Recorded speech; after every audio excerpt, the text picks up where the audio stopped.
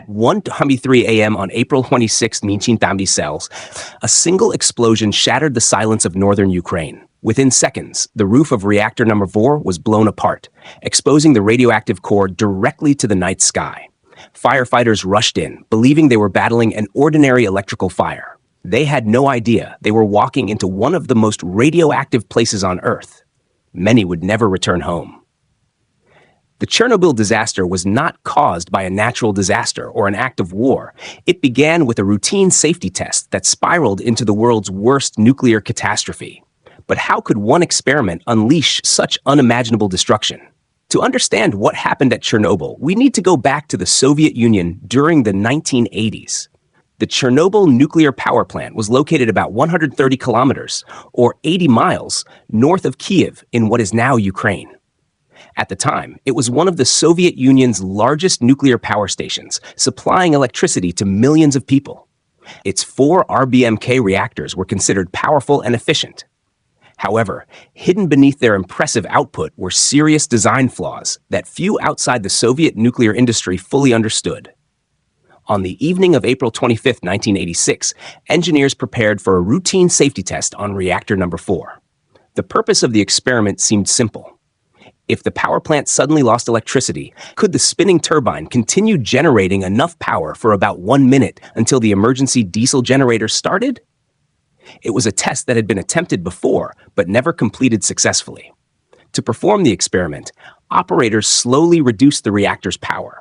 Then the schedule changed. The regional power grid requested that reactor number 4 continue producing electricity for several more hours because demand remained high. The test was delayed, forcing the day shift to hand the operation over to a less experienced night crew. By the time the experiment finally resumed late that night, conditions inside the reactor had changed dramatically. As operators continued lowering power, an unexpected problem occurred.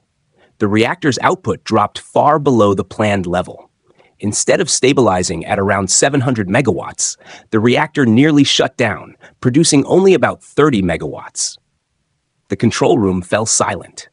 According to operating procedures, the test should have been abandoned immediately. Instead, the crew tried to recover the reactor. To increase power, operators withdrew more and more control rods from the core. Safety rules required a minimum number of rods to remain inserted. That limit was ignored. At the same time, several automatic safety systems were disabled to prevent the reactor from interrupting the experiment. With each decision, reactor number 4 became increasingly unstable. What the operators did not fully realize was that the RBMK reactor possessed a dangerous characteristic at low power. Small changes could trigger enormous increases in reactivity. Inside the reactor core, invisible forces were building. Just after 1:23 a.m., the test finally began. Steam to the turbines was reduced. Water flow through the reactor changed rapidly. Power levels started rising. At first, the increase appeared manageable. Then everything happened at once. Recognizing that conditions were becoming uncontrollable, the shift supervisor ordered an emergency shutdown. An operator pressed the AZ5 button. It was supposed to be the safest button in the entire control room. Instead, it became the final trigger. Because of a critical design flaw, the graphite tips on the control rods briefly increased the reactor's power before reducing it. Within seconds, the reactor's output surged to many times its intended capacity. Fuel channels ruptured, steam pressure skyrocketed. Then, at 1:23:40 a.m., a violent steam explosion tore through reactor number 4. The 2,000-ton upper biological shield was lifted from the reactor like the lid of a giant pressure cooker. Moments later, a second explosion blasted burning graphite and radioactive debris high into the night sky. The reactor no longer existed. Its radioactive core was completely exposed to the atmosphere. Chunks of glowing graphite landed across the roof of the plant. Fires broke out in multiple buildings. Emergency alarms echoed throughout the facility. Yet few people truly understood what had happened. Many believed the reactor itself remained intact. Within minutes, firefighters from nearby Pripyat arrived at the scene. They climbed onto rooftops to extinguish fires caused by burning graphite and debris. None of them wore protective equipment against extreme radiation because no one had warned them of the danger. Some later recalled seeing strange blue light above the destroyed reactor.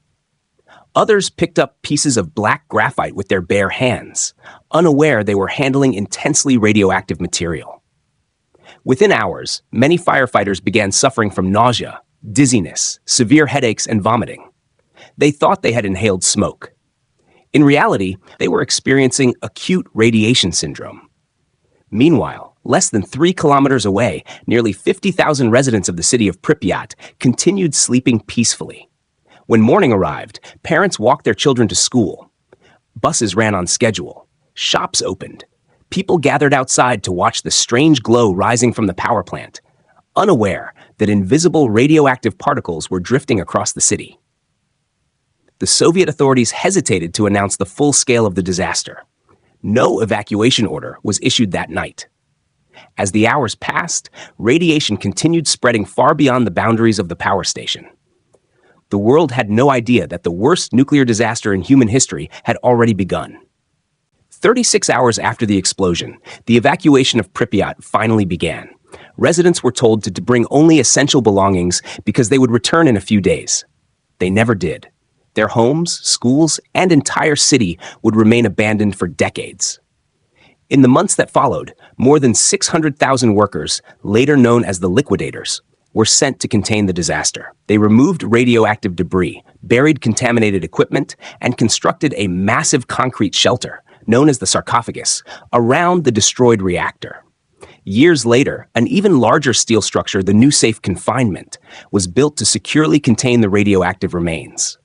The Chernobyl disaster contaminated vast areas across Ukraine, Belarus, and parts of Europe, forcing the relocation of hundreds of thousands of people. It exposed critical flaws in reactor design, safety culture, and government transparency. Today, Chernobyl stands as a haunting reminder that the greatest technological disasters are rarely caused by a single mistake. More often, they result from a chain of flawed decisions, overlooked warnings, and human overconfidence. Its legacy continues to shape nuclear safety standards around the world.